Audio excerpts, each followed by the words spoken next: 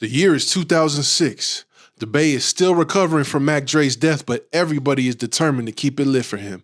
Tell me when the GO took the hyphy movement mainstream, MTV and BET are profiling Bay artists, and major labels are giving out deals like ecstasy at a rave. And speaking of which, everywhere you look, youngsters are popping blue Mitsubishis, mixing Hennessy with Hypnotic, wearing 3X tall tees from the smoke shop, and going dumb around the entire Bay. I am 19 years old, and I'm about to do my first official show with some of my favorite rappers at the Super Hyphy concert in Petaluma. What up, I'm Dregs One, rap cat, graph cat, and podcaster from San Francisco. If this is your first time on my channel, make sure you subscribe for more content like this, and be sure to like this video and leave a comment. And if you want to hear the best music from every era of Bay Area hip hop, then definitely hit the link in the description to add my essential Bay Area rap playlist.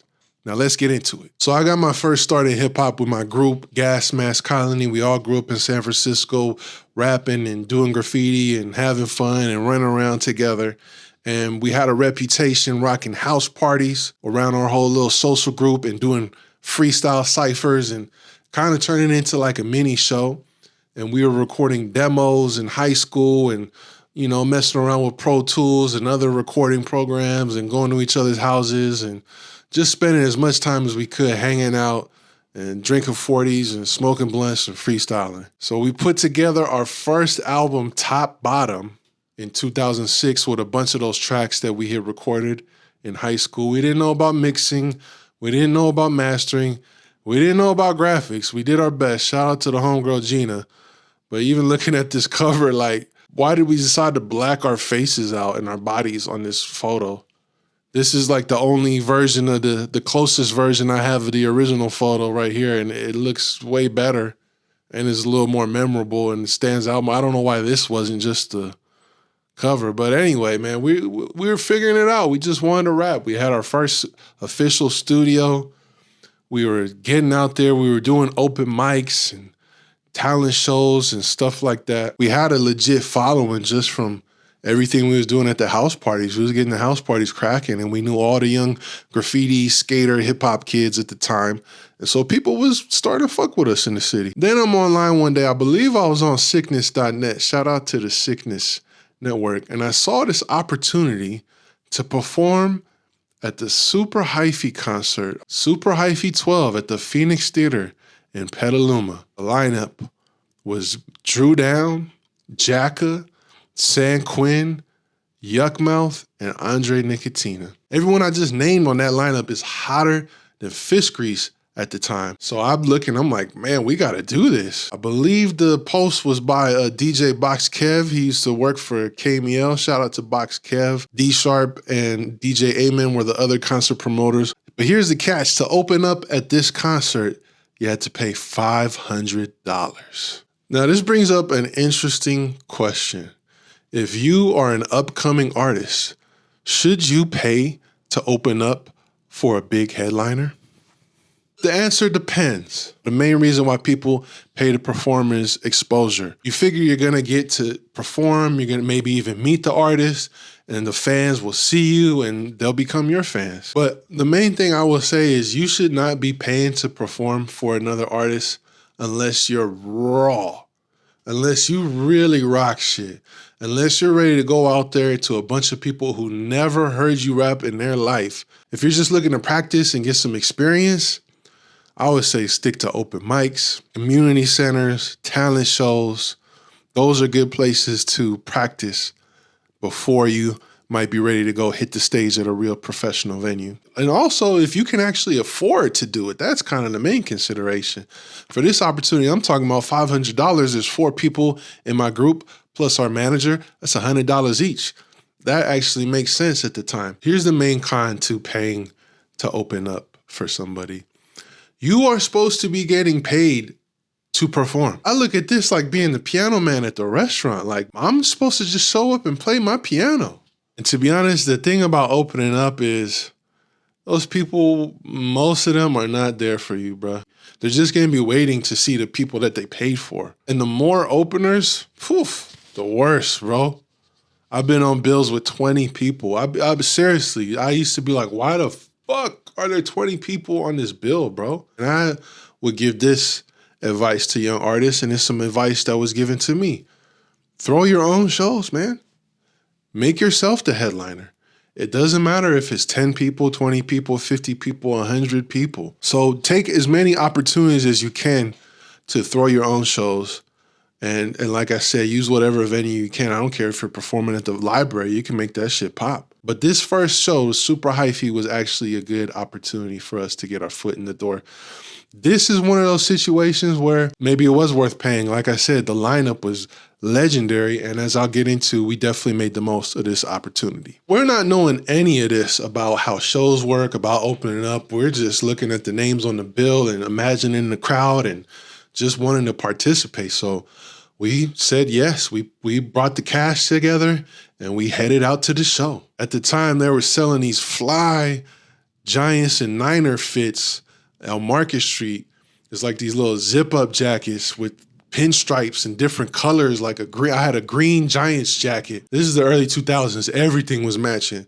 I had the green shoes with the black jeans with the green patches on the back, the pinstripe jacket, the pinstripe green Giants hat, and we all came like that. The green Giants fit, the gold Giants fit, the all orange Giants fit, the white Giants fit, the black and white Giants fit. We mobbed out in a GMC Denali to the show, brought all of our friends, brought a cameraman, and like I said, we had some followers, we had some supporters, so we actually brought people out to come see us, and they made the trek from the city to Petaluma. We even had some people who just happened to live near Petaluma. They pulled up, so we got it popping. We get to the show, we pull in backstage, we're nervous. Box Kev's there, he's nervous. He's collecting all this bread from everybody. Now that I look back on it, they had 10 openers. So 10 openers, $500 a pop. You do the math. That's definitely going to cover some of the back end that you owe to all these big artists and the venue and all that. And they sold hella tickets, so I'm sure they did pretty well. But I just remember dude being pretty nervous and jumpy and not really tripping off meeting us or getting to know us. And hey, it's all business. I get it. This is part of me going into the rap game and losing these expectations of, oh, I'm going to meet this guy and that guy and I'll be able to connect with him. No, it's strictly business. You ready to open up? You got the bread? Okay, cool. Let's go with everybody else. 10 openers, like I said. That's huge. So it's 10 of us huddled in a corner backstage, and we had to draw straws, literally draw straws to see who was going to go first. So Kev sticks his hands out. We each take a straw. I got the shortest straw. Gas Mask Colony is opening up first. So we said, fuck it. We're going to go out there and do what we do. We had our DJ, Chill Will. We was out there rehearsed. We was ready to go. We got out there and we killed that shit. This is actually a time when going first is an advantage because up till then, the crowd had just been standing around listening to a DJ play songs. It was full pretty early. This is an all ages show. It started at 7 o'clock. It was already pretty packed. It wasn't at full capacity, but it was packed. The other reason why this was an advantage to go on first is because, like I said, there was 10 openers. So by the time opener number 10 went on, they were like, where in the fuck is Dru Down getting on? Where's the Jacka? What the fuck is going on? Who are these guys? Well, we went on first, and actually we made a first impression, and we rocked it. This is the only footage I have of that night. I put it together for a mixtape promo that I put out a few months later. I wish I had the full original tape. God damn. This is the only picture that we have, janky-ass 2006 camera phone photo. But trust me, we rocked it. And it felt good, man. It didn't feel bad. It felt great. We knew that we rocked it. We had the crowd going. I think we only did like 3 songs. But we stepped off stage. We celebrated. We had a 32 pack of Coronas. We had our own brews. We had our own dank. We was there chilling. Now we get to be backstage. This is like us stepping into the rap game at the height of the hyphy movement. I remember seeing Fab walk through with the suit coat and the famous yellow bust chain.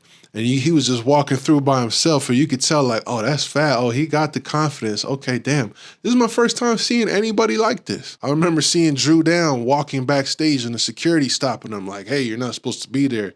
Dru Down's kind of a short guy. And he looked up like, I'm Dru Down, man. The security guard went, oh, shit, my bad. That was my first time seeing Dru Down. That was hella funny. I remember seeing the Jacka. I had seen him in concert before. I was at the Mob Trial album release party at Blake's on Telegraph. That was lit.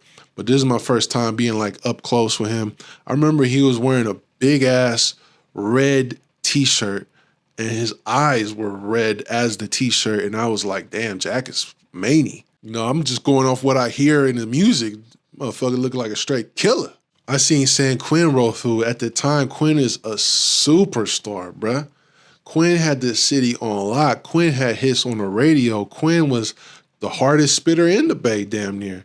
And he was there. I remember Big Rich came through, the famous BR chain. That was the first time I seen Big Rich up close too. He was hot as hell back then. He did a special performance. And this is also my first time seeing Yukmouth. I remember being backstage with Yukmouth. He had some Range Rover that he hopped out of with his bodyguards and shit. And I remember just seeing him iced out and throwbacked out and diamond chained out and had some camera out there and he was really popping it and spitting the yada-da and all that. I'm like, damn, it's fucking Yukmouth. Burner was also with us that night. You know, we were cool with Burner.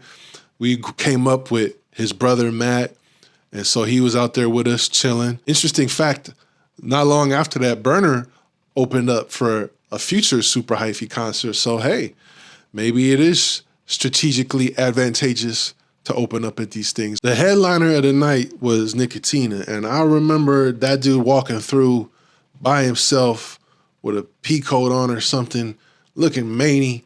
And I remember you kind of felt like the Red Sea part a little bit of that kind of respect, like, oh shit, there goes Dre Dog. He was just in the cut doing his own thing. At one point, I'm on the side of the stage behind the curtain, leaning against the wall, just chilling, watching San Quinn tear it down.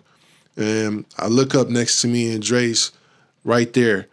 And that was my first time being around him. And I gave him the, well, what's up, Dre Dog? And he just looked at me kind of crazy. You know, people don't call him Dre Dog no more, but he gave me a squeeze on the shoulder, said what's up, and kept it pushing. One funny story about Nickatina that night. At one point, I'm chilling backstage, and once again, the Red Sea parts, and everybody just kind of stops because this tall, beautiful girl walks in. I don't know what she was, Latina, Italian, something exotic. She just walks in slowly with this older, like gray-haired woman taking pictures of her. And this woman just walks in with all eyes on her. Everybody just staring, like stuck. And she's back there like doing a photo shoot, like posing, like sticking her booty out, like crazy. I remember just like watching this, like, and everybody else there was like, nobody hollered at her. Nobody approached her. It was too much. It was too crazy. We were like, who is this woman? Who is this woman taking photos of her? What is going on? And then she just walked off. Come to find out later, I'm on MySpace or something, and I see a promo for Nickatina's new DVD, Booty Star, and it's the footage from the photo shoot backstage. And obviously, if you look at the cover of this DVD, that's the girl right there that I'm talking about. She definitely was a booty star. I tried looking for the footage that was taken backstage there. I can't find it online, so it must have been MySpace, not YouTube, before YouTube days. And I remember like the point of the video was to like catch everybody staring at her and just being like, what? If anybody has this DVD, I would be very interested to know if there's something like that on there. Also, funny side note, this is an interesting era where like a lot of the Bay Area rappers were putting out Yornos. This is the Yorno era, the X-rated DVD era. It's kind of funny. At one point backstage, I'm like, man, this is cool, but let me see what's going on in the rest of the venue. Here's one misconception about backstage.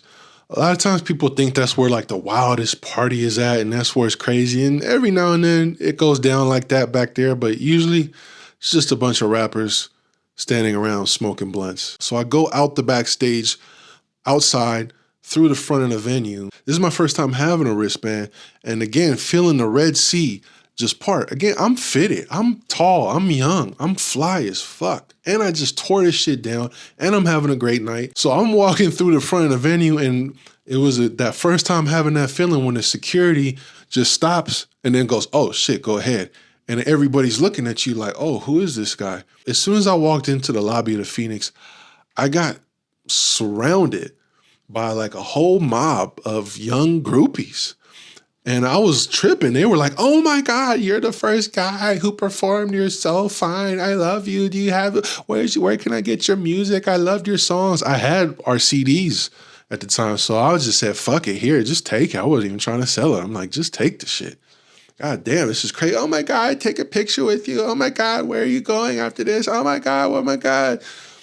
It was crazy. And it kind of let me know, like, yeah, obviously they're just choosing up, but they actually fucked with our music and they fucked with our performance, because if we were whack, they would not be doing this. Sometimes you need that kind of confirmation to build your confidence when you're just starting out. So I tore off a couple CDs, tore off a couple phone numbers, kept it pushing. Going into the crowd, same thing, same experience. Oh, you're that guy. This hyphy ass little kid sees me and does a double take. Oh, you just performed. Oh, you were so dope. Can you give me an autograph? Can you sign my hat? So I'm tripping like, yo, this shit just got real for me. I went from being a kid who just loves to freestyle and hang out with my friends to now I'm performing with some of my idols. I'm performing well, and I'm having female fans. I'm having young fans. It was like kind of one of those moments like, actually, I think I can do this. We performed at one more Super Hyphy event, and this was at the Santa Rosa County Fairgrounds. Keek the Sneak and Mr. Fab were headlining. Jake Diggs was there. The Pack was there. PSD the Driver, rest in peace. Yeah, I'm looking at this flyer. Super Hyphy 13. Muscle Stars, the longest running Bay Area hip hop concert series. Maybe they should bring this back. With the North Bay's biggest DJ ever, DJ Amen, hosted by Box Kev, Sonoma County Fairgrounds. Thankfully, I still have some photos from this night. You could see we are rocking the coordinated Niner fist this time. Last one was the Giants fist. This time we had the Niner fist. So we was ready to do it again and ready to turn up. The backstage was even more crazy. I remember the mob figures showed up. I remember Gold Toves was walking around. I think he had the 17 with a Thiz van. I remember this bucket came through slapping Gift to Gab by Mac Dre with like the loudest bass I ever heard in my life. I also remember like the stretch limo, the stretch Hummer pulling up. It was like a just rows and rows of like 2 seats, and it was just nothing but baddies and like 2 dudes in the very back. And I'm talking like, I don't know, 15 rows of baddies. It was fucking crazy. Shout out to whoever that was. But for some reason, I don't remember why exactly, but this show just didn't hit the same. I think we went on in the middle of the opening acts. Like I said, after 1, 2, 3, 4, 5 acts, they're ready to see the artists that they actually wanted to see. I feel like the sound might not have been as good. Our performance might not have been as good. I really don't know. And I definitely remember being like, I don't think we should have spent money on something like this. It was cool the first time, but the second time, I think that's enough. Either way, those were really good experiences being our first times performing. Like I said, we went on to do many, many, many shows around the Bay Area. So GMC, Gas Mask Colony, we went on to release our debut album, Genuine Masters of Ceremony. Jacka's actually on there. San Quinn's actually on there. And that shit did really well too. If you check out this new release sign from Amoeba in 2008 when that CD dropped, we were outselling, at least in Amoeba, like we were like the #1 rap CD at the time. I remember one day I just drove from like South San Francisco all the way up to Sacramento and stopped in every record store along the way, from San Rafael to Vallejo to Oakland to Berkeley. I just made that trip with the homies, and we stopped in every store and put some CDs in there on consignment. Not too long after that, our group broke up. That's a story for another time. But as you can see, I'm still out here doing my thing, whether it's history of the Bay, whether it's music, whether it's content, other stuff. I'm still down with hip hop 20 years later, which is a beautiful feeling. A couple closing thoughts about the wild, like full circle moment of that. Me and DJ Amen actually became friends. I told him about my experience opening up at the concert he was promoting. We had a lot of laughs about it. He told me a lot of behind the scenes stories about that. But more full circle moments. I went from like being a teenager back there watching Nickatina tear it down to later on doing shows with Dre. I've done several concerts with Nickatina. We have our song together, Fog Mode. That's a crazy moment, just me being from Frisco and coming up that way. I have a song with the Jacka. He was on that Gas Mask Colony album, so that was dope. I got to be around him a few times before he passed. Rest in peace. I'm super cool with Quinn. He's one of the nicest, most genuine guys I ever met doing rap. We have multiple songs together, also done shows together. And I've booked Quinn to perform at my concert, my History of the Bay series. And I booked Yukmouth to perform at the first History of the Bay Day. So that's another full circle moment too. Dru Down also was booked to perform. He didn't actually end up performing. That's another story for another time. Shout out to Dru Down though. But yeah, like looking back at it, did we really make the most out of the opportunity? No, we could have made more. We could have actually tried to go out in the crowd and sell more CDs and introduce people to us and all that type of stuff. We definitely should have approached more of the people who were just chilling backstage and found out how to get music with them, even if it was buying verses or all that stuff. Again, pay for play is kind of iffy. Now that I'm looking back at it though, it was totally worth it. I look at that moment as the time where like this shit became real to me, whereas to now it's somewhat regular. I've met damn near every person I ever grew up listening to from the Bay, made music with them, done shows with them. I have my own following. I'm still making music. I've been selling music since I was 19 years old. I continue to make money that way. I continue to just have the opportunity to be involved with hip hop. I went from a fan just dreaming about this stuff to actually being in it, even though it's been a long, rocky road and that was kind of a rough start. I wouldn't change it for the world. That's all. Let me know what you guys think in the comments. Were you at any of those concerts? What are your memories of the Hyphy era? What do you think? Holla at me, and I'll see you at the next one, y'all. Peace. Recognize where you got the game. We got our own style, got our own slang. Northern California is a West Coast thing. This is the history of the Bay. Recognize where you got the game. We got our own style, got our own slang. Northern California is a West Coast thing. This is the history of the Bay.